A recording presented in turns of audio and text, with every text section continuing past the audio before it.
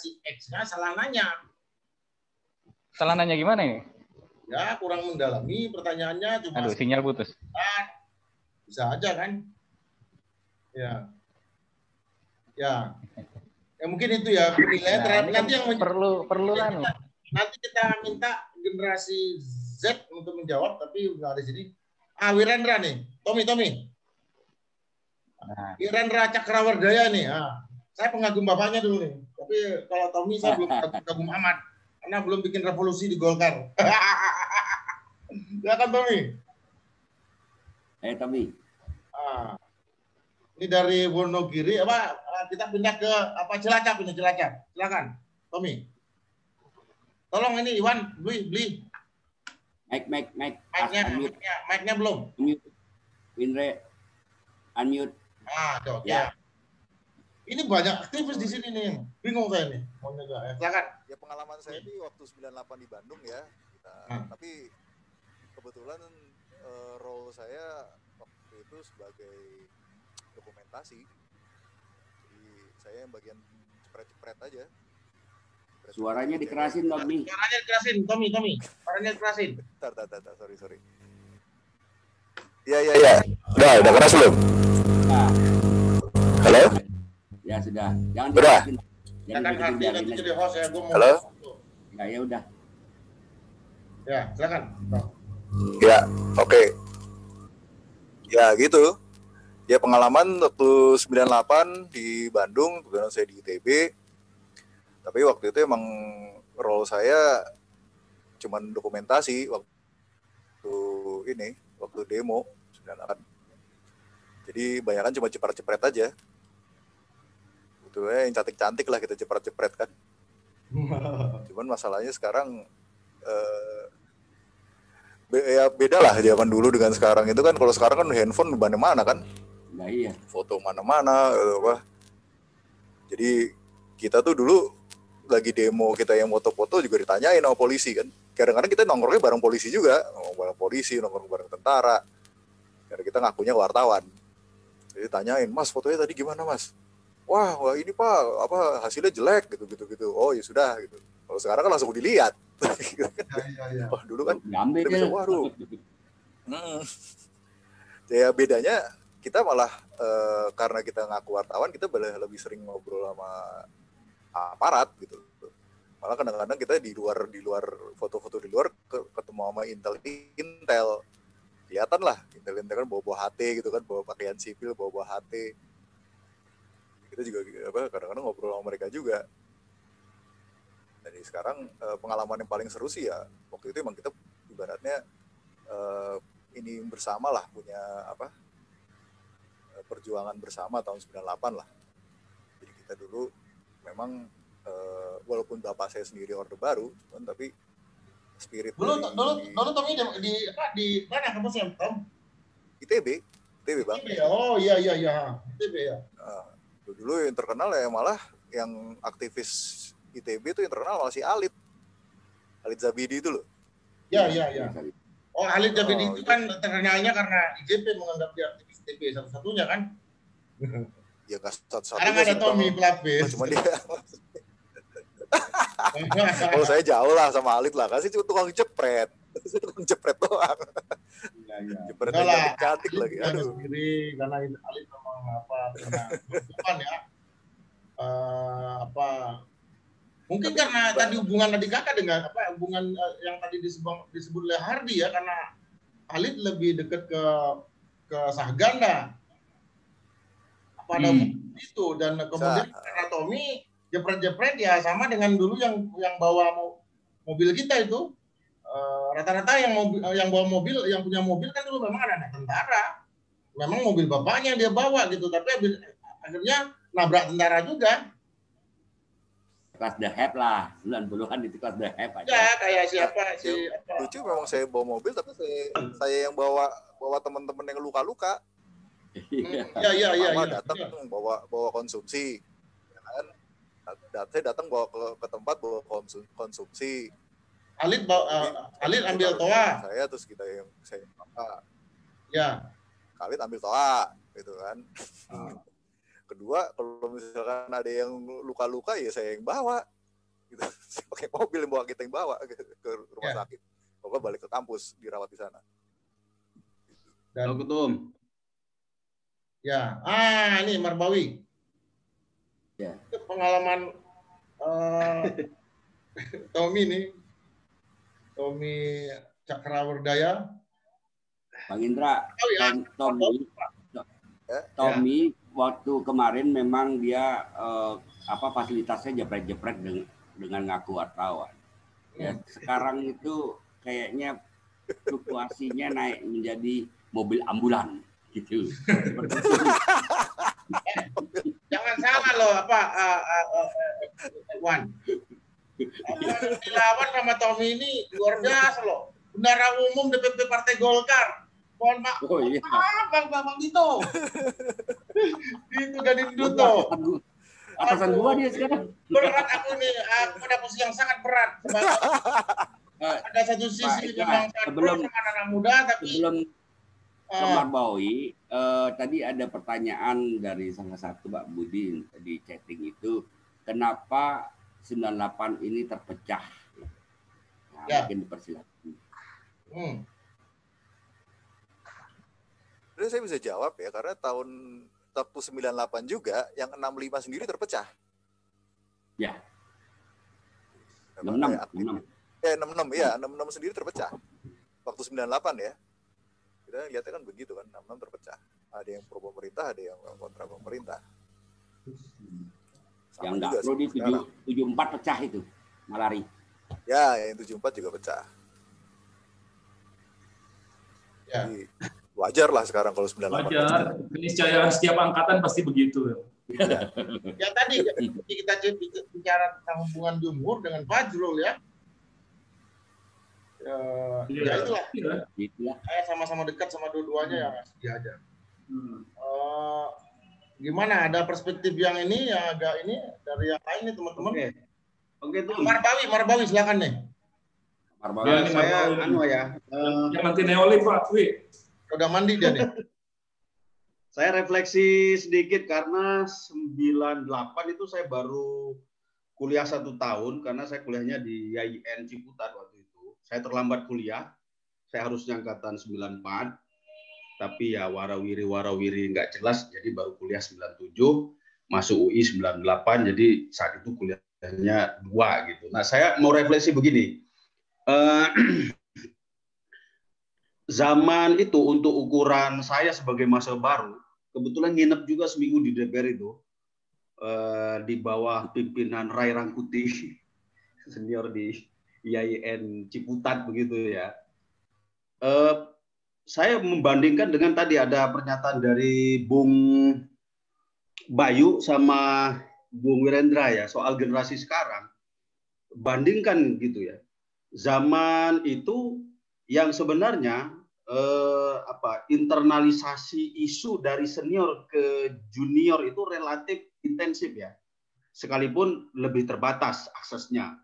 Tetapi bagi anak-anak baru yang punya ambisi demonstrasi begitu kita sebut, wacana atau isu atau agenda itu cukup tertanam. Nah, sekarang proses internalisasi itu kan relatif buyar ya, relatif buyar karena anak-anak baru sudah mengakses sendiri-sendiri informasinya yang tadi motivasinya bermacam-macam termasuk motivasi eksistensi diri aja misalnya. Nah, zaman itu misalnya soal 6 agenda reformasi 6 ya, itu sangat mudah dipahami bukan hanya oleh mahasiswa tingkat 3 atau ke atas ya, tapi justru termasuk yang baru. Nah, sekarang misalnya isu-isu yang sejenis ya mulai dari demonstrasi akhir tahun menjelang revisi Undang-Undang KPK dan termasuk sekarang mulai dari satu frasa misalnya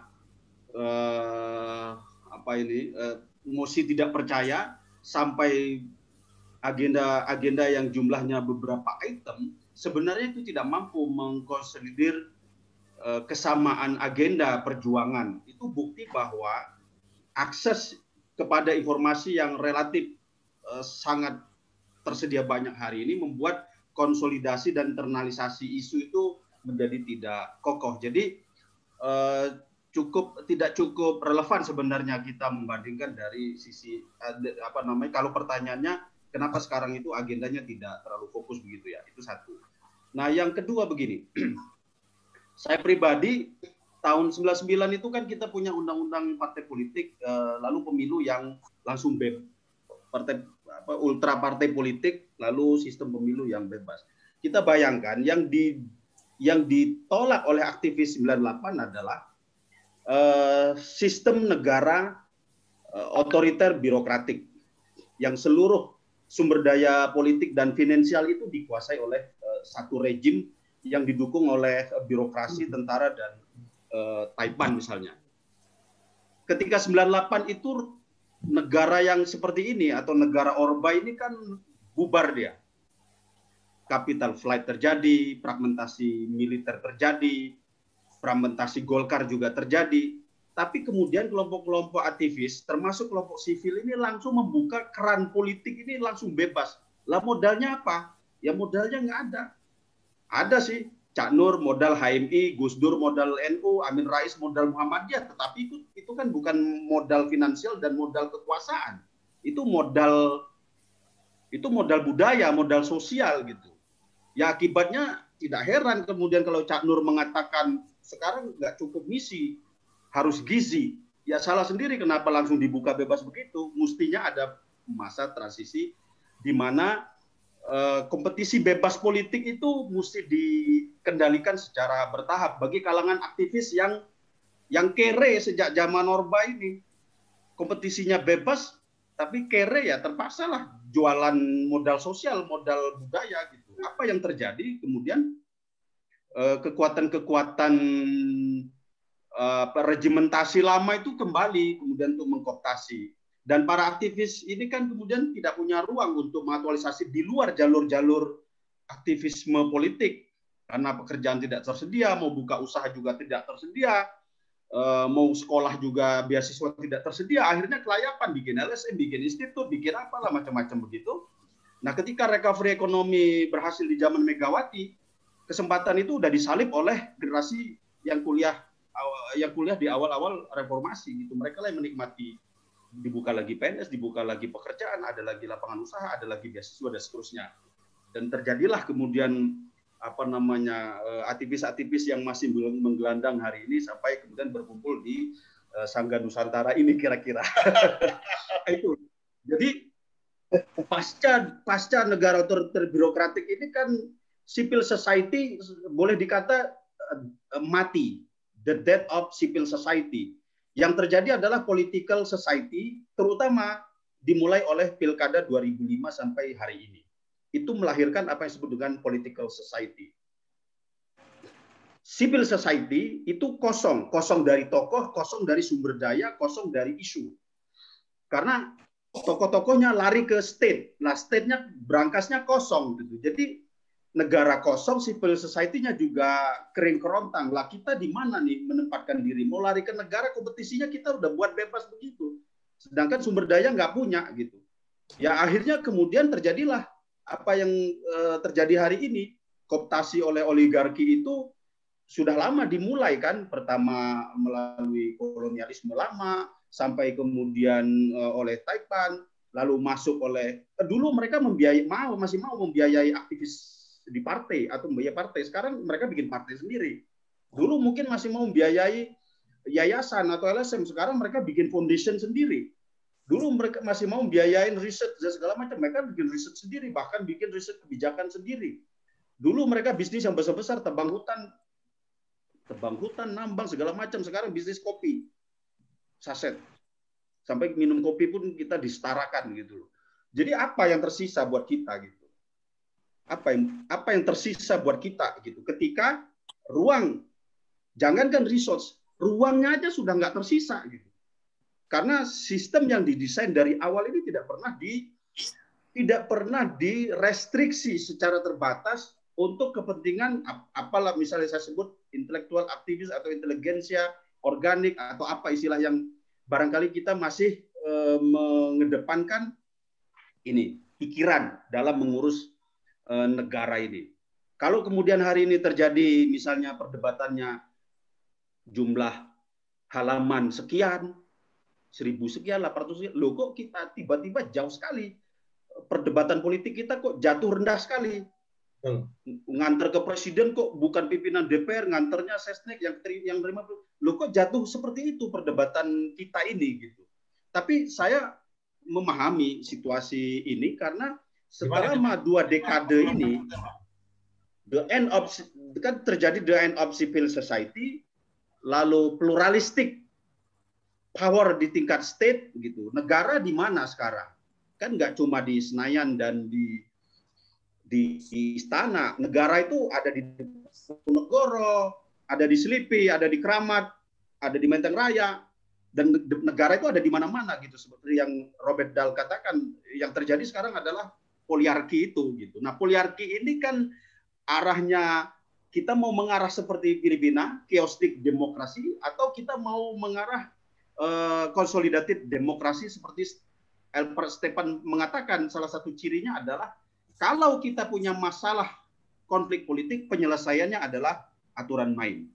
Kalau itu terus-menerus terjadi, konflik lalu aturan main, konflik aturan main, maka kita terkonsolidasi. Yang kedua, kalau tidak ada aktor atau kekuatan politik yang anti demokrasi yang signifikan yang bisa merusak demokrasi, maka kita terkonsolidasi.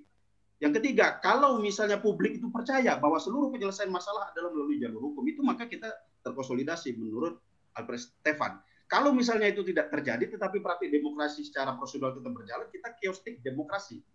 Demokrasi yang dijalankan oleh kekuatan-kekuatan dinastik, oleh kekuatan-kekuatan paternalistik, patron klien, begitu, sehingga seluruh instrumen negara, publik, sipil dan segala macam dikuasai oleh dinastik. Bukan dinastik dalam pengertian bukan cuma keluarga, tetapi dinastik atau kroni begitu. Nah, kalau itu terjadi, maka kita akan mengarah seperti Filipina situasi ini. Kalau misalnya kita tidak punya tidak banting setir situasi politiknya gitu. Sekarang mau berkompetisi seperti apa ketika sumber daya dan ruang wacana maupun ruang fisik itu udah nggak dikuasai lagi. Sudah tidak dalam kendali kaum aktivis inteligensia organik inilah, anggaplah kita sebut sebagaimana kita angan-angan dulu kita menjadi aktivis. Oleh karena itu cukup wajar kemudian kita selesai menjadi karyawan politik. Ya, political staff gitu ya, dari owner politik gitu. Saya kira itu Pak Ketum, sekedar ini apa namanya juga gitu ya. Kayaknya baru Bawi ini langsung nembak gue nih. Karyawan. Tapi kan gue kan karyawan number 1 dan only one. Jadi ketika menjadi karyawan politik di Golkar, ya cuma karyawan ketua umum aja. Ketua umum Sukala, ketua umum Burjal Bakri, ya ikut juga ke Sulawesi Selatan sama ke Sumbar ya dengan Mas Novanto gitu. Habis itu nggak mau ikut lagi. Habis itu ketua umum Erlangga Hartarto. Nah, ini sama kita bang karyawan. Ya, karyawan politik. Karpol. Nanti dulu lah. Nah, kita tahu cerita itu. Nah, ini Max Land ya. Bangsa yang belum selesai. Ini Max Land ini yang menulis tentang PKI ya, tapi orang cuma Fadlizon mungkin cuma baca bukunya tentang PKI itu, dia nggak baca yang ini. Max Land juga banyak memberikan catatan tentang bangsa yang belum selesai, dan karena belum selesai maka Fadli dan Pak Fahri bergerak sekarang gitu kan. Cuma kalau dia ingat Max Land itu cuma ingatnya bahwa Max Land inilah yang menulis banyak tentang proaktif atau positif terhadap PKI ya. Ini ya. Bang. Ya. Oke. Nah, terus ini satu buku yang saya edit itu, Ndra. Yang mana, Mas? Itu buku yang saya edit itu yang Max Land itu. Iya. Bang Ketum. Kalau ini jelas kan? Bayang tabur wajah ini kan. Sub Komandante Marcos. Ini kalau buku ini waktu anak saya yang pertama lahir, Abzal, saya kasih ke ruang tidurnya dan saya bilang nanti umur 17 tahun saya ajak Abzal untuk ke Chiapas, ke Mexico City untuk melihat di mana asal muasal dari nama Afzal Zapatabista, karena pembela Kuntani. Dan dia adalah seorang autis, umur 4 tahun baru bisa bicara, tapi dia ingat apa yang saya katakan waktu dia lahir. Memang ini anaknya ajar betul, luar biasa, karena sekarang ya IQ-nya itu di atas rata-rata ya. Jadi ingat dia semua. Mungkin ibunya cerita kali ya. Siapa yang lain yang mungkin akan berbicara? Enggak. Betul teman saya. Enggak. Bang Pian. Dian. Ini dia. Pokoknya setiap ada kelahiran dan kematian dari sebuah gerakan, Bang Pian pasti ada. Dia ikut melahirkan, dia ikut menjadi bidannya, dia ikut menjadi dokternya, tapi dia juga yang ikut menguburkan. Silakan Bang Pian, masih ada di kampus ini. Ini kalau yang 7 kali sampai mati ya, itu pokoknya era jibarnya Bang Pian itu. Silakan Bang. Sekarang kita baca dia. Ya,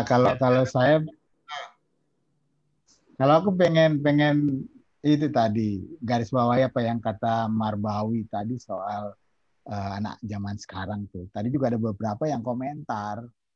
Saya lihat lebih banyak menyalahkan anak sekarang. Kalau saya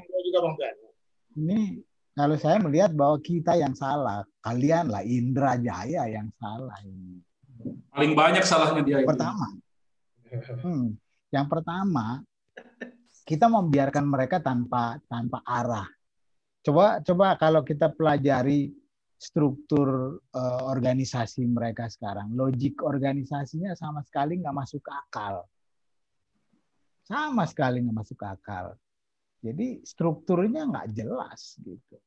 Itu yang pertama. Bagaimana kita berharap ada lahir gerakan mahasiswa dari orang-orang yang struktur organisasinya aja nggak jelas di kampus. Terus nggak pernah ada keinginan mereka untuk menggali apa-apa dari senior mereka. Dan senior mereka juga membiarkan mereka. Sekarang saya bilang bahwa mereka jadi kaki dari demokrasi yang ada sekarang ini. Artinya begini, kalau di zaman 98 katakanlah ketika Marbawi tadi bilang dia baru masuk, padahal saya lihat dia nggak baru masuk beneran, dia sudah mewarnai gitu kan, pura-puranya dia masih baru masuk, pura-pura. Saya tahu. Nanti kita cek sama Didoy. Iya, kita cek sama Didoy. Marbawi ini kita harus cek sama Didoy. Siapa? Didoy yang mencatat semua itu. Ampun. Iya.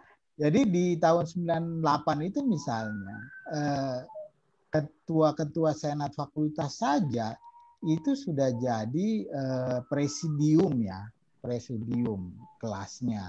Jadi itu nggak jadi nggak jadi sekedar seksi keamanan. Sekarang saya lihat gerakan yang sekarang ketua BEM itu jadi seksi keamanan gitu loh, nggak punya pride, nggak punya marwah sama sekali gitu. Dan Indra dan teman-teman yang ada di pergerakan itu membiarkan itu semua gitu loh. Bagaimana mereka mau punya pride? Bagaimana gerakan mahasiswa mau dianggap? Iya, bagaimana gerakan mahasiswa ini mau punya marwah gitu? Bagaimana gerakan mahasiswa itu mau ditarik ke pergerakan nasional sementara mereka dibiarkan jadi kaki gitu? Jadi sejak teman-teman kanan, teman-teman PK dan PKS ini naik, mereka lupa ke bawah. Dan mereka lupa bahwa mereka pernah punya sparring partner yang cukup kuat pada waktu itu. Sehingga olah pikirnya bermain. Nah, ketika mereka bisa masuk ke elit dan dapat 8-10%, mereka lupa bahwa di bawah itu perlu juga dididik gitu loh. Jadi kiri dan kanan tidak memainkan perannya dengan optimal, tidak ada lagi dialektika gitu. Ya, kalau misalnya tadi Mas Solid bilang bahwa pergerakan mahasiswa ini berbicara tentang pergerakan ide gitu, bagaimana memproduksi ide. Saya bilang bagaimana kita membiarkan mereka ada di kaki kok, kita nggak membiarkan mereka berpikir, kita membiarkan mereka main pukul kok sekarang gitu. Jadi saya lihat jangan kita menyalahkan mahasiswa. Mahasiswa itu lugu justru karena tidak punya, kayaknya tidak punya marwah, dibiarkan tidak punya marwah, dibiarkan hanya jadi vote, bukan vote gather lagi, vote. Mereka memilih saja. Mereka jadi bagian terbawah dari demokrasi itu. Mereka tidak punya peran dalam demokrasi itu. Jadi kalau teman-teman mau mahasiswa berdaya, mahasiswa memproduksi ide, ya dari sekarang didik mereka, berikan asupan gizi yang baik buat mereka. Jangan katakan bahwa mereka tidak mau baca. Nggak ada pencerahan kok, nggak ada yang turun lagi kok gitu. 98 semua turun ke kampus kok, gitu. Semua turun ke kampus gitu. Dari mana? Dari kiri masuk, dari kanan masuk. Oke, kanan nggak setuju pada waktu itu, tapi tetap saja pergulatan idenya itu ada. Kalau sekarang ngapa? Kita nggak memberikan mereka asupan, tapi kita menuntut. Kan bullshit. Nggak masuk akal gitu loh. Nggak masuk akal. Oke. Saya coba gali dari mereka. Apa yang kamu tahu dari pergerakan sekarang? Mereka bicara kok. Mereka bicara tapi pada tataran yang dangkal karena memang begitu. Karena kanan dan kiri nggak turun. Ya. Gitu. Nggak ada lagi pergulatan ide. Oke, Bang Pian. Jadi siapa yang salah? Ya tetap aja yang salah adalah tetua-tetua adat itu yang nggak mau turun lagi gitu. Ya. Oke, jadi saya cuma kasih tahu bahwa jangan sampai menyalahkan mahasiswa karena kita membiarkan mereka jadi kaki. Ya, siap. Ya. Oke, Siap, senior. Gitu. Terima kasih. Siap, senior. Bang Pian ini nulis disertasi dengan sangat dahsyat ya. Dan saya kira itu nanti akan salah satu parameter yang mau dibangun juga oleh Sangga Nusantara, bagaimana melihat lokalitas. Tapi itu, Dra, itu kita membayangkan kalau jadi mahasiswa sekarang, itu sepertinya memang jauh lebih sulit untuk jadi aktivis dan kemudian menggerakkan sebuah pengorganisasian gerakan yang ideal. Susah banget kalau gue bayangin sekarang ini jadi mahasiswa itu. Itu tadi, kita dulu memang tidak punya akses informasi sehebat sekarang, tapi ya seperti tadi yang dibilang Bang Alfian, ada banyak sekali orang yang membantu kita untuk paham tentang apa yang harus dilakukan. Dan ada orang-orang di luar sana yang menjadi inspirasi juga buat kita meskipun kita tidak pernah ketemu lah katakanlah di awal-awal. Siapa yang nggak kagum pada waktu itu sama Arif Budiman? Siapa yang nggak kagum sama W.S. Hendra? Siapa yang nggak kagum sama Buyung Nasution di awal tahun 90-an pada Gunawan Muhammad misalnya pada waktu itu? Sekarang dihadapkan pada siapa gitu loh, orang-orang yang menjadi inspirasi buat mereka. Saya nggak tahu, Indra Pilihan belum jadi inspirasi buat mahasiswa sekarang. Apalagi Marbawi. Ya, ini ada Berliana nih. Berliana. Standar itu kan penting gitu loh. Punya anak barangkali punya lebih dekat dengan apa berlian-berlian itu. Karena ya, itu penting bagaimana sosok yang menjadi patron itu mempengaruhi pemikiran dan gaya hidup seorang. Sekarang kan ngambilnya itu selebgram atau ya orang-orang yang ngetop di YouTube misalnya kan menjadi inspirasi kan jadi mereka itu. Karena kosong. Yang kedua media juga. Dulu itu kan perdebatan atau polemik ilmu-ilmu di media itu kerap terjadi. Ya. Judul berita itu bisa seperti ini, peran ilmu sosial dalam seperti apa. Bisa seperti itu judul berita zaman dulu. Sekarang kan nggak ada. Berita sekarang ya kalau nggak sekian orang terbunuh di media itu, apalagi kemudian jadi media sosial. Yang berita yang cuma dibaca judulnya aja. Ya makin susah juga, makanya saya membayangkan lebih susah bagi mahasiswa sekarang untuk bisa mengembangkan gagasan dan pemikiran dalam dituangkan ke dalam sebuah gerakan, ke dalam sebuah aktivisme. Lebih sulit gitu loh. Jadi tidak bisa, benar saya tambah Alfian, saya dari awal dan mengatakan kita harus menghormati juga gerakan mahasiswa setiap generasi, termasuk yang generasi sekarang, dan apalagi untuk generasi sekarang gitu loh. Karena segini pun sudah oke lah gitu dibanding dengan apa input yang mereka dapatkan tentang apa itu aktivisme, kegiatan kemahasiswaan. Saya mau menambahkan. Nah, godaan untuk jadi kaya ini juga nggak tahu nih. Oke, kan Pak Berlian dulu nih, Berlian Benyamita. Coba Pak Berlian.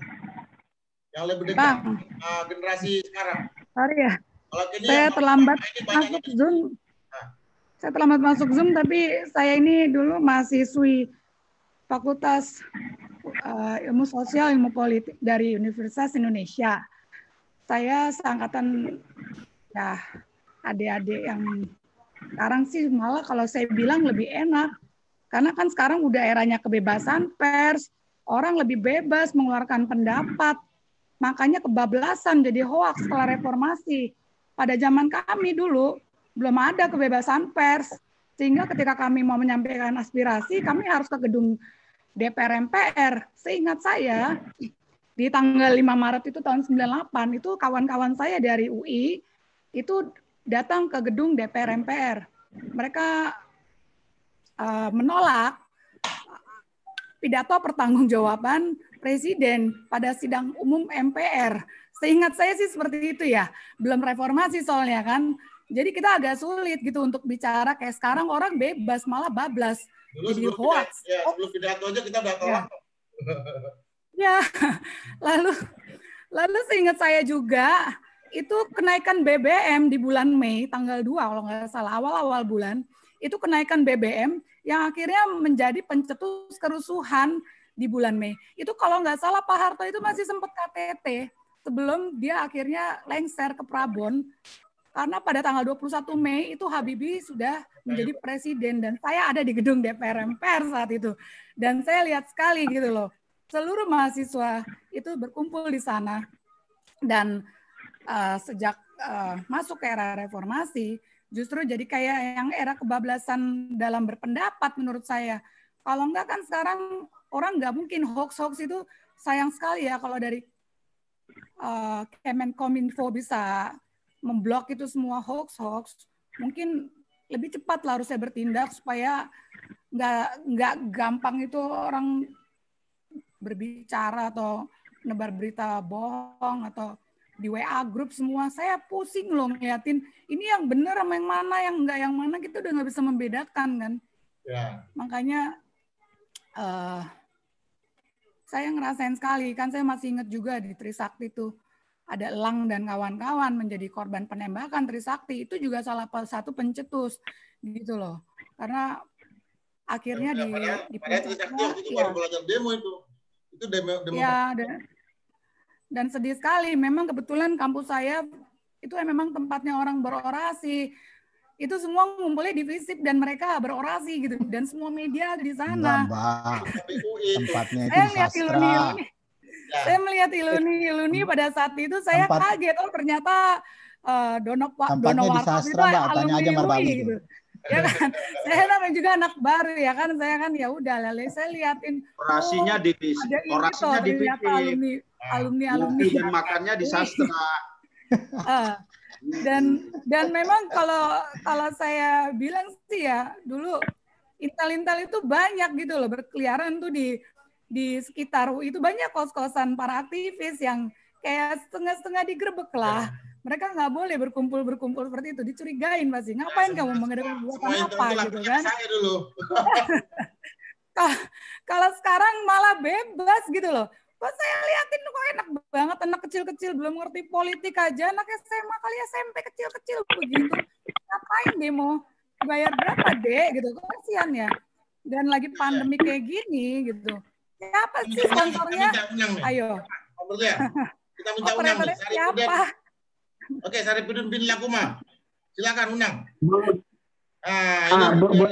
Boleh masuk nggak, Pak? Undang, silakan undang. Ini dari saya begini, Pak. Iya, begini Bang. Jadi saya kemarin sempat juga menaruh minat ke beberapa pergerakan ke reformasi ya. Pada awal-awal kuliah 2009-2010 itu saya coba sedikit mengamati beberapa gerakan-gerakan ya. Saya banyak belajar juga di beberapa senior-senior alumni-alumni yang tahun 98-an. Jadi ada beberapa kesalahan yang mungkin sekarang juga sangat kami rasakan ya. Tunggu, Unang jadi mahasiswa kapan? Saya jadi mahasiswa 2009 pertama.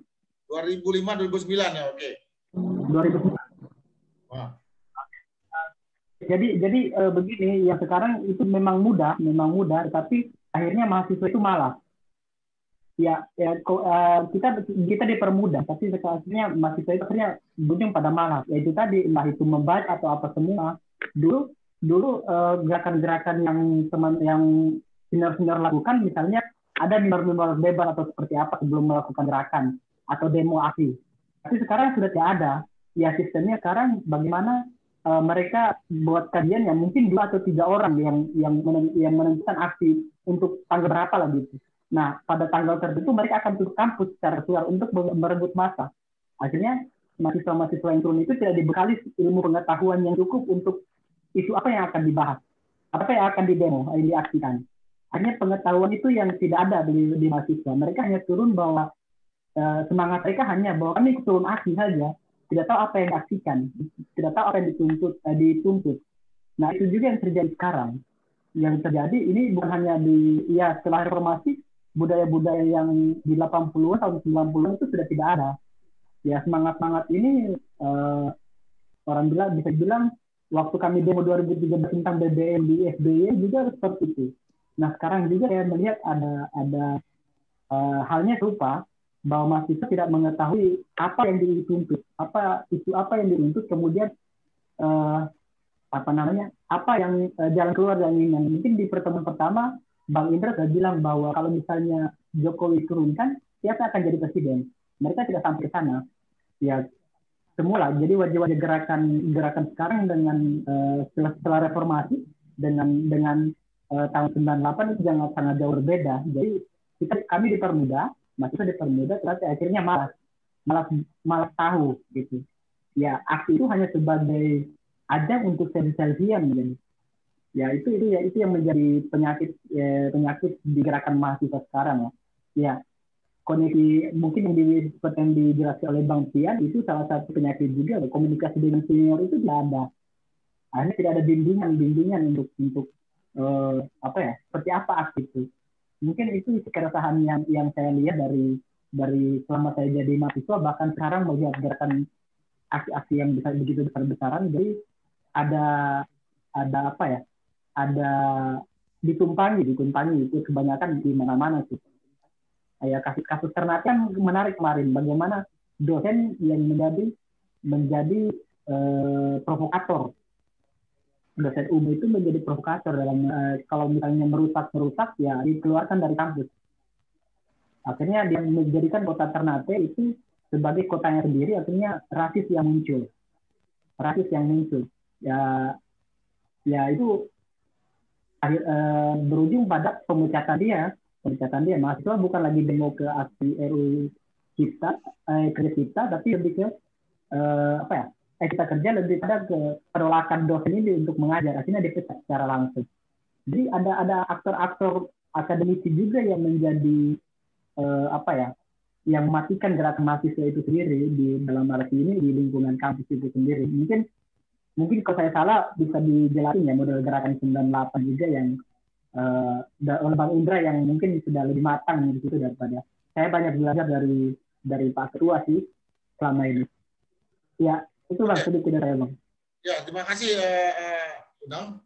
Jadi saya bacakan beberapa hal ya yang muncul di chat ya. Contoh dari Mas Khalid yang mengatakan bahwa kita perlu belajar dari gerakan 80-an yang ketika mereka tertekan itu mereka muncul dengan gerakan-gerakan kelompok studi gitu. Ya. Kemudian ada Hamdan ini dari Perahu Pustaka. Ya, saya membayangkan masa 80-an ibarat naik perahu berlaku. Ombak kecil saja sudah membuat kewaspadaan diri tinggi. Kalau sekarang sudah naik kapal Roro yang besar sehingga ombak kecil yang dulu sudah meningkatkan kewaspadaan jadi tak berasa. Jadi mahasiswa kekinian mulai terlena. Nah ini ya. Kemudian isu di kampus aja yang tahu, kalau isu di daerah aja nggak tahu. Artinya sekarang gerakan mahasiswa nggak bisa dijamin sebagai ajang eksistensi karena komunikasi mahasiswa di daerah itu kayak mati.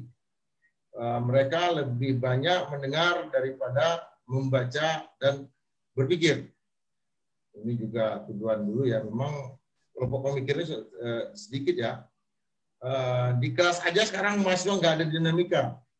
Kebanyakan cari eksistensi diri, ingin bangun harus kelas. Ada beberapa yang lebih suka pada dosen sama senior gitu. Itu ya beberapa hal yang kita coba lihat gitu. Cuma begini juga, saya mau cek juga apa dari nama-nama yang ada dalam skripsi saya itu, tentu saya tahu betul ya apa yang mereka lakukan waktu muda ya. Misalnya Bang Yusril itu, dia adalah ketua MPMUI, Majelis Pemusatan Mahasiswa UI dalam struktur IKM ya. Waktu itu namanya Ikatan Keluarga Mahasiswa UI, Student Government, ada Dewan Mahasiswa, ada MPM. Misalnya Bang Yusril menulis spanduk itu yang Daud Yusuf, nama dua nabi, kelakuan dua iblis. Mohon izin Pak Daud, Pak. Pak Daud itu orang baik ya. Saya sempat bicara dengan Pak Daud dan dia mengatakan bahwa pola NKK-BKK itu ada dua tahap, tapi belum selesai sudah diambil alih gitu karena dia ingin ketika NKK-BKK diterapkan maka fasilitas yang ada di Kemayoran yang bekas bandara itu diambil alih oleh Kementerian Pendidikan dan Kebudayaan untuk dijadikan sebagai arena mahasiswa beraktivitas gitu untuk mengembangkan diri dan segala macam. Tapi segera Pak Daud itu diganti karena nggak mau memberikan jatah in person itu 10% gitu untuk pembangunan taman mini. Jadi masing-masing tokoh yang ada zaman itu punya persoalan sendiri, apalagi yang intelektual ya, ketika menjadi bagian dari kekuasaan gitu. Jadi itu beberapa yang saya lihat. Yang lain mungkin ada yang mau berbicara lagi nih. Rudi. JP. Tuh. Pak Harsoto. Bagaimana tentang pers kampus nih? Silakan Iwan. Aku mau coba sederhanakan. Aku mau coba sederhanakan. Jadi kalau aku banding-bandingkan mahasiswa old dan now, itu yang sekarang mereka menghadapi aktor-aktor yang berupa-rupa gitu, dengan isu-isu yang kompleks. Dua itu ya. Sekarang aktor-aktornya itu ya mirip pentahelix plus lah. Ada pemerintah, masyarakat atau komunitas, akademisi, pengusaha, ya kan, media, plus buzzer, partai, influencer, gitu. Dan sekarang itu membidik lawan tidak semudah dulu. Kalau dulu mungkin masih hitam putih, ya. Aktor-aktornya bisa kita bilang triple helix lah ya. Militer, tentara, penguasa, pemerintah gitu lah ya. Jadi dan relasi senior junior juga patron klien juga masih kuat ya. Kalau dulu sih enggak ya. Makanya banyak dulu kan banyak tokoh-tokoh yang bisa menjadi sumber inspirasi. Kalau sekarang susah menebak lawan itu ini. Presiden, wakil presiden, menteri, pengusaha, politisi, ketua umum partai, ya kan, ketua umum ormas, menteri usulan partai, hakim konstitusi usulan partai, gubernur, bupati, wali kota, pengusaha, politisi, rektor, dekan menjadi komisaris, ya kan, pimpinan anggota DPR, DPRD, DPD, gimana, sama juga, owner media, pengusaha, ketua umum partai. Menjadi wartawan juga tidak sebebas dulu, In. Ya. Aku merasakan dulu kalau sudah menyangkut isu-isu tertentu, wah, kau nggak boleh tulis itu. Atau kau boleh tulis tapi ya cuma dua kalimat aja lah. Itu sebagai hiburan aja. Hanya paling enak waktu itu jadi pengamat analis otonomi daerah karena ada belum banyak diketahui orang, jadi banyak dikutip. Ya, sekarang. Iya. Beredel kalau nggak. Ya. Nah, sekarang masalah atau isunya juga kompleks, ruwet gitu loh, saling berkelindan, saling beririsan. Ya, mereka menganggap mereka memegang informasi. Jadi kalau kaum buruh yang merasa dirugikan memberikan intisari masalah dengan 10 poin dalam RUU Cipta Kerja itu, lantas mereka melawan dengan menyatakan itu hoax. Padahal kan itu masalahnya kan partisipasi dan transparansi dan komunikasi publik yang payah gitu loh. Coba dari awal terbuka semua, partisipasi terbuka, komunikasi publiknya bagus, ya kan? Mulai dari pengajuan RUU Omnibus Law, pembahasan di tingkat Balek, kemudian di tingkat Panja, di tingkat Panmus, di tingkat Timus, ya kan? Kalau itu partisipatif dan komunikasinya terbuka, nggak ada masalah ini. Ya kan? Tapi coba, sekian banyak menteri yang terlibat, lebih dari 10 menteri yang terlibat. Kemudian lebih dari 70 RUU undang-undang yang harus diberangus, yang harus disatukan. Siapa yang bicara? Nggak ada yang bicara. Di ujung-ujung baru bicara bahwa itu akan disahkan. Ya kan? Jadi masalah yang dihadapi mahasiswa sekarang itu sangat-sangat ruwet ini. Coba aja kau pikir ya. Misalnya ya kalau isu lingkungan sekarang sudah menyambar usaha pertambangan, perkebunan, sawit, ya kan? PTPN segala macam, pertambakan, ya kan? Persawahan, apalagi? Perikanan, lahan perikanan, semua berkelindan. Isu HAM, para pelakunya juga macam-macam, tentara, pengusaha, pemerintah daerah bisa bupati, wali kota, iya kan? Macam-macam. Ya, jadi itu yang menurut saya juga kalau dulu isunya ya cuma 3 tritura, gampang banget gitu kan? Ya. Menggerakkan massa itu juga gampang gitu, Kalau sekarang gimana? Butuh kajian yang sangat-sangat mendalam. Itu aja barangkali dua itu yang menurut aku memberatkan mahasiswa zaman now. Makasih ya. Kita melihat ini ya, dulu kita melawan yang disebut dengan hegemoni negara gitu. Dan ada juga yang menulis state korporatisme negara. Gitu.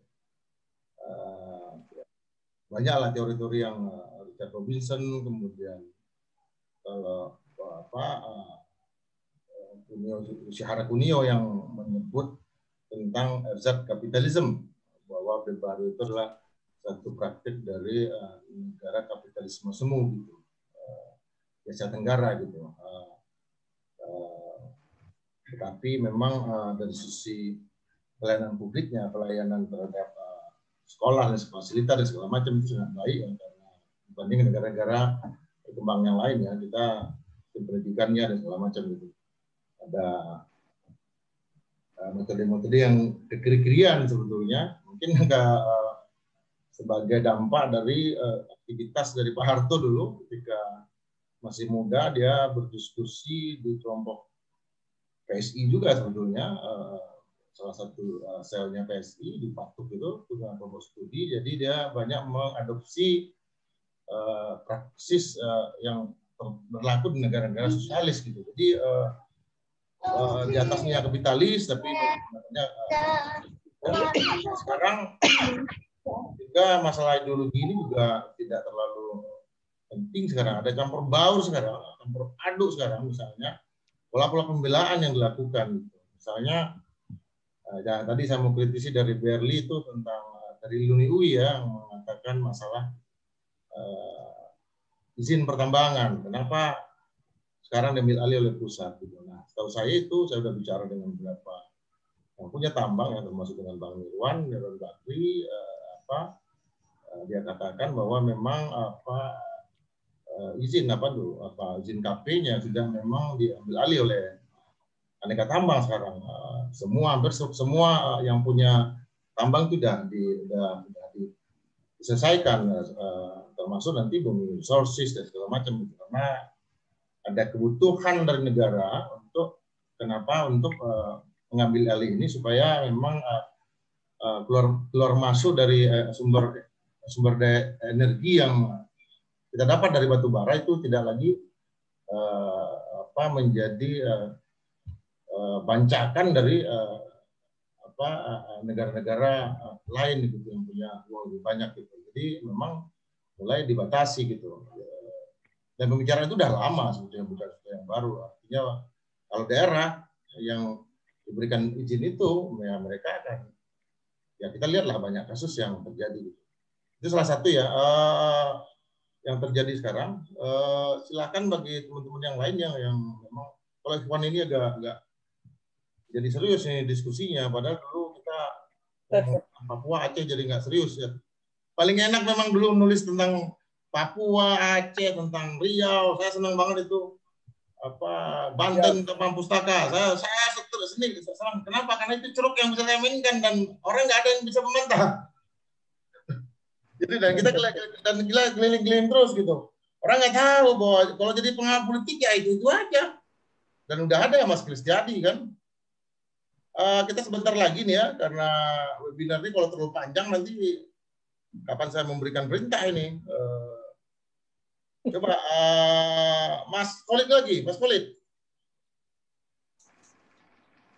Terima kasih. Mas Khalid, silakan Mas Khalid. Mas Khalid habis ngojek ya habis ini ngajarin muridnya. Habis ini jadi ngajarin ngaji atau apa ini? Jadi begini, Ya. Tadi kan banyak yang underestimate tentang gerakan mahasiswa era sekarang kan. Ya tidak masalah kan. Kalau kita melihat mencermati tahun 98 itu kan yang paham ide besar nama agenda reformasi kan juga elit-elit mahasiswa kan. Ya. Jadi soal itu mah biasa saja lah. Kan. Tapi generasi sekarang ya kan ini kan pasti punya metode tersendiri lah. Nah, tapi yang paling pokok itu sudah mematangkan ide terlebih dahulu. Belajar dari pengalaman tahun 80-an gitu kan. Yang paling awal itu kan mematangkan idenya dulu, mengkristalkan idenya apa sih perjuangannya. Nah, generasi 80-an membangun itu, mematangkan itu kan melalui kelompok studi. Kemudian diperjuangkan oleh kelompok-kelompok pers mahasiswa, ya kan, dan seterusnya. Nah, ketika berkecambah pada generasi tahun 90-an, ide mematangkan begitu. Nah, kalau berkaca dari pengalaman itu, maka sekarang ini sebetulnya mulailah diajak mahasiswa itu berlatih untuk berdiskusi terlebih dahulu. Tentunya metode diskusinya beda dengan era kita lah kan gitu. Ini kan era medsos dan sebagainya kan begitu. Nah, mereka punya metode tersendiri lah. Tetapi mematangkan idenya kan harus selalu ada. Aduh, ini ada yang berisik. Nah, kan mematangkan idenya kan harus dilakukan. Bisa melalui medsos, melalui apa dan sebagainya.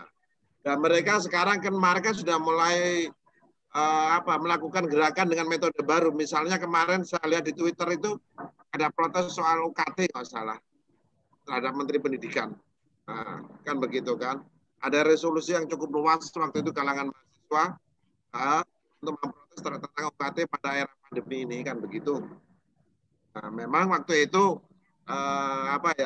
Nah, langkah-langkah ini maksud saya bisa diteruskan untuk isu-isu yang lain kan begitu. Isu-isu lain teruslah dikembangkan itu. Nah, memang metodenya sekarang mungkin kombinasi antara di media sosial dan turun di jalan kan begitu. Nah, tapi intinya adalah mematangkan idenya itu harus ada. Tadi saya mencontohkan misalnya kalau mau di medsos itu channelnya Bosman itu kan cukup menarik itu metodenya dan sebagainya, bagaimana si Merdegu itu melakukan orasi dan sebagainya. Nah, mahasiswa bisa contohlah kayak begitu, membuat channel-channel YouTube terlebih dahulu, mematangkan idenya dan sebagainya. Saya rasa kalau mahasiswa itu banyak membuat orasi-orasi di media sosial, seperti Bosman lah kayak begitu. Nanti lama-kelamaan terjadi diskusi yang intensif kok di antara mereka. Dan idenya akan semakin mengkristal, dan akan ketemu. Nah, mungkin butuh waktu, mungkin ya 5 tahun lagi lah kira-kira gitu. Kalau kita memulai sekarang kan gitu, hasilnya itu kita petiknya adalah mungkin sekitar 5 tahun kemudian. Sama lah dengan generasi Indra ini kan. Mereka menjadi matang tahun 90-an karena memang generasi sebelumnya telah menyiapkan langkah itu kan. Era saya kan tadi saya katakan, era tidak ada gerakan mahasiswa, baru era mematangkan ide. Nah, ide itu sudah matang, kemudian diteruskan oleh generasi selanjutnya, generasi Indra Jaya Piliang, sehingga menjadilah sebuah gerakan yang masif. Saya rasa begitu kok, kalau kita mau menggerakkan kembali gerakan mahasiswa pada era sekarang. Saya rasa demikian. Terima kasih. Ya. Hardi, gimana Hardi? Silakan Hardi. Saya dengarkan Pak Hartoto dulu nih, senior saya coba minta pendapat Pak Hartoto dulu. Silakan Pak Hartoto. Ya, terima kasih. Jadi kalau teman-teman tukang demo, saya sekarang ini posisi yang sebagai pemantau demo, Pak. Ya, pemantau demo ya. Ya, jadi saya pemantau demo. Iya, dan tiap hari saya harus melaporkan ke pimpinan ya. Ya. Kebetulan gubernur ya, dan juga Kemendagri ya. Jadi intinya begini. Kebetulan saya ngajar juga gitu. Ada mahasiswa saya yang demo gitu. Demo tertentu gitu ya. Ternyata apa gitu loh, yang sekarang misalkan termasuk yang sekarang ini miskin konten gitu. Jadi menurut saya memang terus terang saya prihatin aja. Jadi kadang-kadang ini dimanfaatkan oleh kelompok-kelompok yang maaf nih Pak Putu nih, orang yang menyerang Bapak lah. Ini saya terus terang saya yang jadi yang terjadi begitu habis demo, saya pantau kan, saya foto-foto, akhirnya kamu demo apa coba, tuntutannya apa, ternyata apa, ilmunya nggak ada. Terus terang yang terjadi sekarang ini sama, saya amati memang itu gitu. Jadi saya setuju tadi memang harus ada kaderisasi harus. Jadi kalau enggak ini channel ini akan dimanfaatkan orang-orang yang tidak bertanggung jawab. Kasihan generasi muda kita ini. Jadi ke depan memang perlu generasi sekarang menyiapkan untuk yang akan datang. Jadi ini menurut saya ya, bahkan terus terang ilmunya itu rektor-rektor kumpulin dulu. Gini caranya, gini. Akhirnya apa? Sekat-sekat itu karena apa? Kadang-kadang kita perlu mengamankan program juga gitu loh. Yang lebih perhatian di daerah itu kadang-kadang tujuannya itu ada pesan sponsornya, ujung-ujungnya apa? Pengen sesuatu lah. Jadi ini menurut saya ke depan memang perlu ada channeling ya, atau kita kanal yang untuk mengarahkan itu secara lebih baik, sesuai dengan tujuan yang lebih mulia. Terima kasih. Ya, terima kasih Pak Senior Hartoto di Kepri. Ini Yusrizal di Dumai. Ada suara Yusrizal di Dumai? Enggak ada suara nih. Dia Pitaloka mau bicara? Dia? Udah ya. Hadir Bang, tapi aku nggak ikut dari awal, jadi aku tidak terlalu menyimak pembicaraan sebenarnya. Kalau orang kayak kamu nggak usah dari awal, pusing juga kita. Cerita pengalaman dulu dia. Aku nggak bisa cerita banyak tentang pengalaman. Sebelumnya, Assalamualaikum, salam sejahtera, nama budayana, rahayu, om swastiastu, salam semuanya, salam kebajikan. Oke, perkenalkan senior-senior, nama saya Dia Pitaloka, Surya Dirja. Saya nggak banyak penyimak banyak, sebenarnya saya cuma takut salah bicara, tapi saya bicara dari sisi pemudanya aja ya, pemuda saat ini ya. Oke, menurut saya pemuda saat ini tuh kita ini kurang yang namanya diskursus, diskusi, dan inovasi ide. Jadi sehingga pergerakan pemuda saat ini tidak banyak. Kenapa? Karena anak zaman sekarang itu lebih banyak dengan tontonan di mana dialektika berpikir bangsanya itu tidak tumbuh dan berkembang.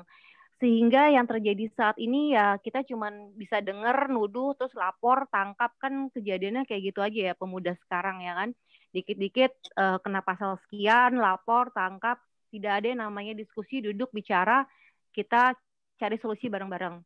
Sehingga akhirnya ke depannya karakter itu terbentuk, hilanglah ya namanya intelektual pemuda.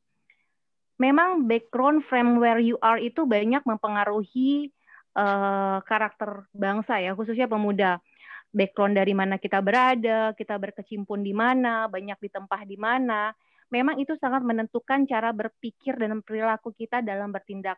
Sehingga karakter itu makin lama hilang dari pemuda-pemuda itu. Sebenarnya saya pernah dapat satu kalimat bagus banget dari Wapres ke-10 dan ke-12 kita, yaitu Dr. Andes Haji Muhammad Yusuf Kalla. Beliau pernah berpesan seperti ini. Pemuda adalah tulang punggung suatu bangsa. Karena apa? Karena generasi muda memiliki kemampuan berinovasi, berkreativitas, sehingga dalam mengambil sebuah keputusan dia akan sangat solutif dan produktif untuk mengembangkan ekonomi bangsanya. Nah, itulah yang kita tuh hilang, di mana pemuda yang lahir dari sebuah kristalisasi semangat idealisme itu hilang. Jadi intelektualnya itu tidak dapat merefleksikan karakter sebagai simbol kemajuan bangsa. Jadi menurut aku pemuda sekarang ini validasi ide-idenya kurang terasah dan perspektifnya kurang tercerahkan. Gitu aja sih Bang. Terima kasih. Terima kasih Dia Pitaloka. Ini ya. Dia Pitaloka itu sebetulnya bukan satu orang, itu ada 3 itu. Nanti ceritanya itu saya aja. 1 digugat itu, 1 bunuh diri jadi penghuni pantai selatan, nah 1 lagi hidup gitu kan. Keren banget Bang, masa penghuni pantai selatan. Generasi milenial dia. Nomor 3. Generasi alpha milenial di kamu di masih muda sekali dia. Kalau Dia Pitaloka ini dari Keraton Sumedang ya. Kita juga punya yang lain ini, tapi mungkin lagi bertambah. Mana gambarnya? Mansur. Aku malu Bang. Mana gambarnya? Mansur ini dari. Itu ada gambarnya. Ada. Kemudian dia enggak. Dia itu gambar di belakang itu ada kuburan. Hah? Oh itu lagi di Keraton Sumedang. Itu di keraton Bang fotonya. Itu background di belakang itu apa itu? Ada gundukan. Itu pohon sawo. Jangan mulai. Belum jam 10-an. Iya. 8 menit bukannya lagi. Bukan dari Cianjur ini, Dia Pitaloka. Enggak. Dari Sumedang dong. Lain Bang. Bukan Bang Pian ini biasanya si pebelegu yang diurus sama dia ini. Kadang yang nulis gadis-gadis selatan biar aku aja Bang. Ada Pak Toha Mansur ini dan kita juga belum apa ya. Ada saya sapa juga yang ada Victor Limbong ini di Kalimantan Timur, orang Manado tapi mungkin lagi sibuk.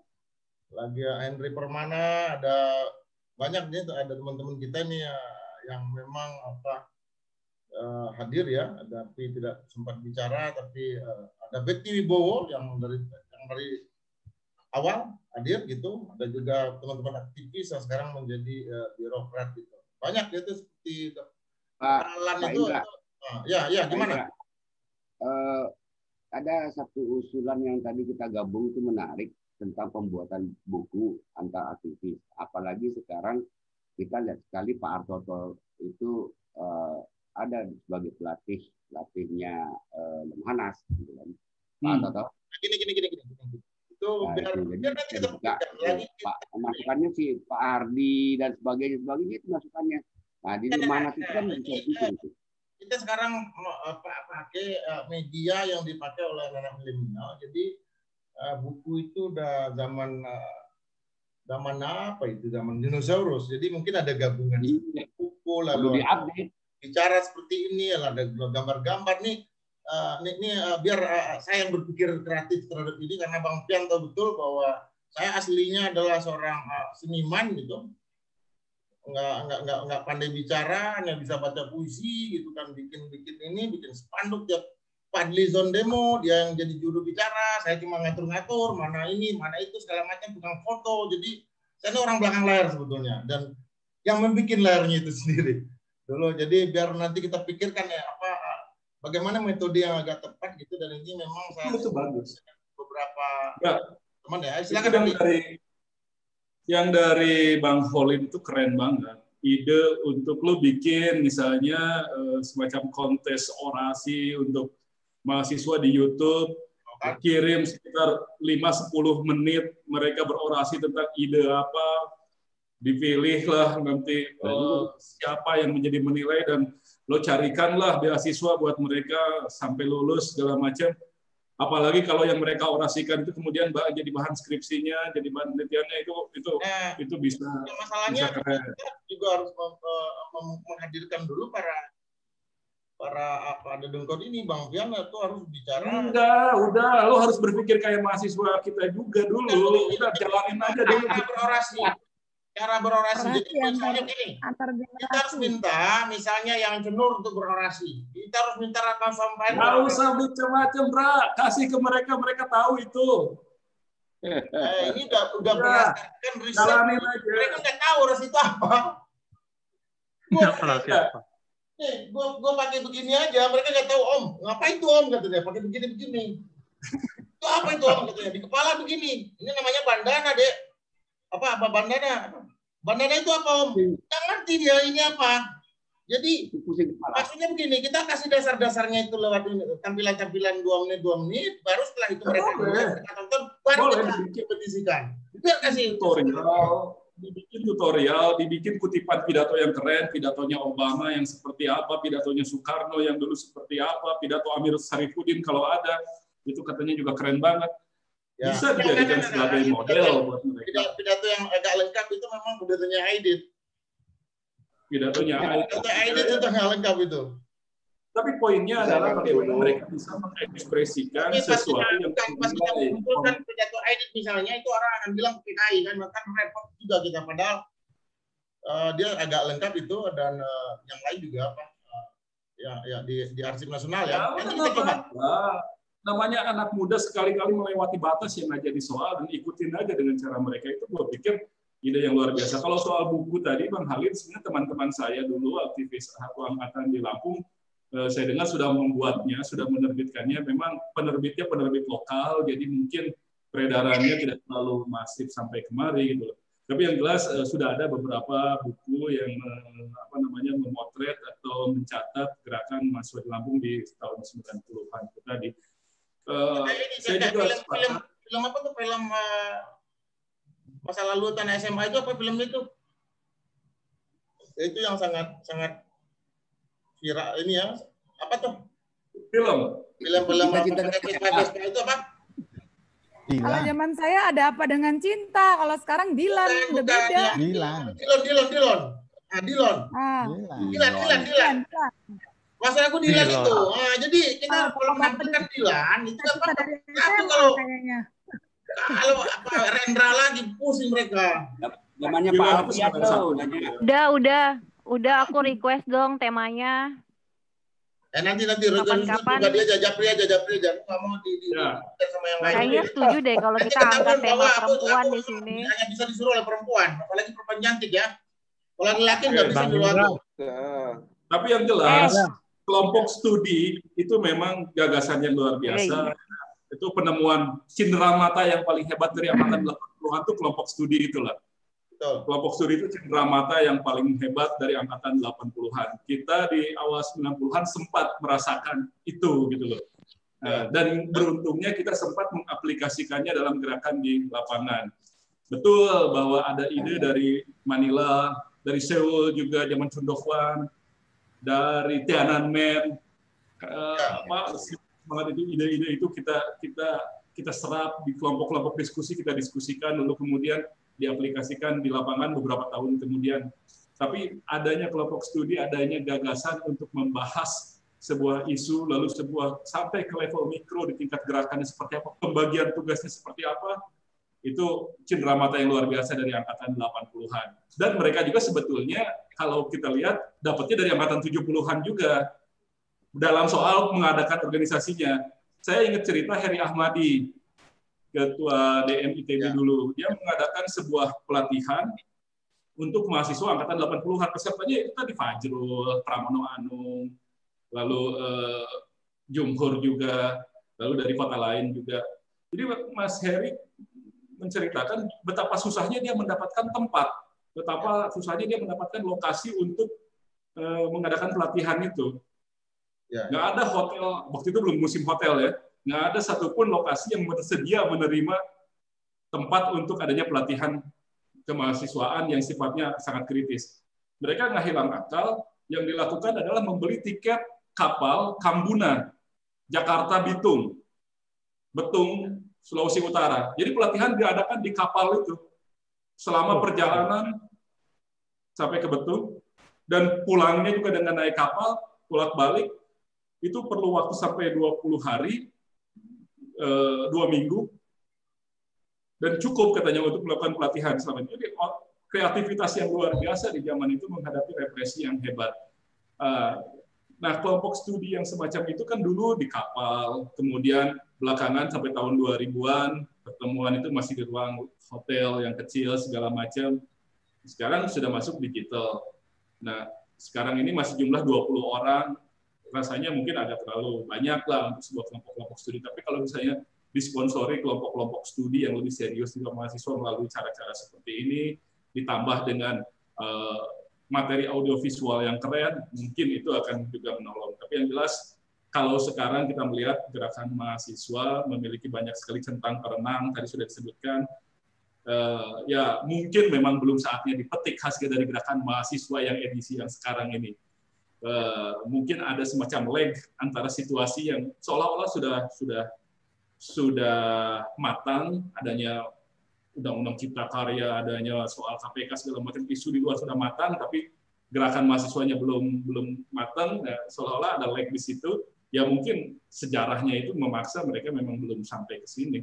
Tapi kalau misalnya sudah ada pelatihan-pelatihan tadi seperti yang dikemukakan oleh Bang Khalid, lalu ada juga upaya-upaya kita melatih dengan kontes orasi lah, kontes gagasan lah, apa segala macam digital.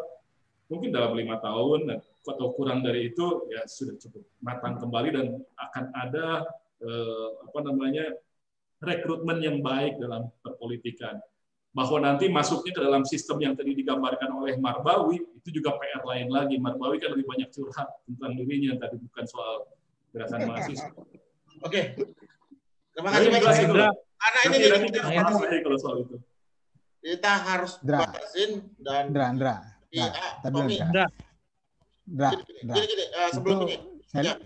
sebentar. Saya lihat di sini ada tipikal mahasiswa yang kerjaannya itu mengeluh dari tadi.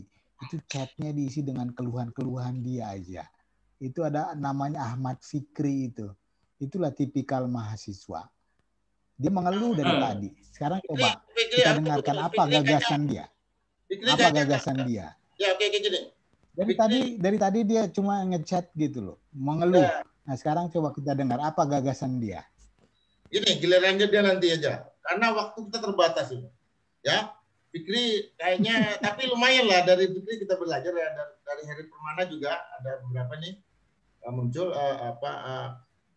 tapi kesimpulannya udah ada. Dan itu kalau Mas Khalid yang bicara, dia langsung bilang kapan dibicara tuh. Ya enggak, itu perintahnya dari Mas Khalid Novento. Dia bilang kita akan bikin Sangga Nusantara Channel. Setuju nggak? Boleh. Setuju. SGN Channel inilah nanti yang akan membuat yang seperti itu tadi. Beberapa proyeksi ya, beberapa hal memang kita coba lakukan ya. Karena kalau kita yang tampil pada takut ya, apalagi kalau Panglima Sangga Nusantara yang di pos gini pada takut bertanya. Jadi kita akan coba untuk elaborasi lagi. Kita akan hadirkan channel khusus ya. Ada Mata Najwa dengan channel narasinya yang mulai saya lihat tuh mulai terbentur dengan personifikasi huruf, jadi agak gagasannya agak berkurang. Jadi kita akan isi itu dengan channel-channel yang menarik nanti ya. Jadi ada yang ngisi misalnya masalah drama Bang Pian nanti, Hardi masalah fotografi segala macam, ada yang kerajaan. Nah di sana kita adakan kompetisi dan segala macam gitu, dan kita bangun juga channel-channel ini ke masing-masing kampus karena kita tahu Sangga Nusantara ini kan basisnya di organisasi intrakampus. Memang kita strukturnya adalah komandan batalion, komandan peleton, tetapi struktur itu ada di kampus masing-masing dari Unsia, dari Unsu, dari Unri sampai ke Cendrawasih dan lain-lain gitu. Jadi kita bangun itu lagi, kenapa? Karena 2045 itu sudah dekat sebetulnya, 25 tahun lagi ya, dan itu adalah saat di mana Indonesia mengalami bonus demografi yang itu hanya dialami selama mungkin 5 abad ya. Negara-negara yang mendapatkan bonus demografi itu hasilnya hanya 2, negaranya hancur atau dunia ikut menjadi hancur atau negaranya bangkit. Nah, contoh adalah Jerman dapat bonus demografi, akhirnya perang dunia. Jepang bonus demografi, Jerman, kemudian disambut oleh Amerika Serikat, perang dunia kedua yang kita lihat adalah satu kehancuran peradaban gitu. Jadi China kemarin mendapatkan bonus demografi, dia naik dari negara yang yang mungkin lebih banyak mitologinya, tradisionalismenya, tiba-tiba menjadi sangat modern gitu. Nah, kita bagaimana nih sebagai generasi yang di belakang dari generasi Z, generasi Alpha yang nanti akan memimpin gitu ketika kita udah menjadi pensiunan. Mungkin sebagian udah berada dalam masyarakat. Jadi itu maksud dari Sangga Nusantara ini. Saya stop di sini ya karena yang manapun udah jam 22 ya. Terima kasih buat semua yang hadir. Semua yang berpartisipasi dan banyak yang antri sebetulnya tapi maklum karena masih gaptek jadi tingkat partisipasinya agak terhambat karena masalah IT. Terima kasih dan tetap berpikir merdeka 100%. Assalamualaikum warahmatullahi wabarakatuh. Waalaikumsalam. Waalaikumsalam. Itu buku kasih tuh, Pustaka Perahu. Pustaka Perahu tuh, perlu buku banyak itu. Ya, nanti aku kasih pasti. Jadi siapapun teman-teman di sini yang ada mau menyumbangkan buku, teman saya ini Hamdani, dia mengelola Pustaka Perahu untuk literasi masyarakat di pesisir Teluk Lampung. Jadi kayak perahu betulan, perpustakaan terapung. Oke, siap nanti pasti dikirim dia. Ya. Karena banyak banget itu buku di rumah yang di Temanggung. Makasih ya semuanya. Kita balik ke lab. Ya, terima kasih. Nanti dia Taloka bawa yang cantik-cantik agak banyak ya.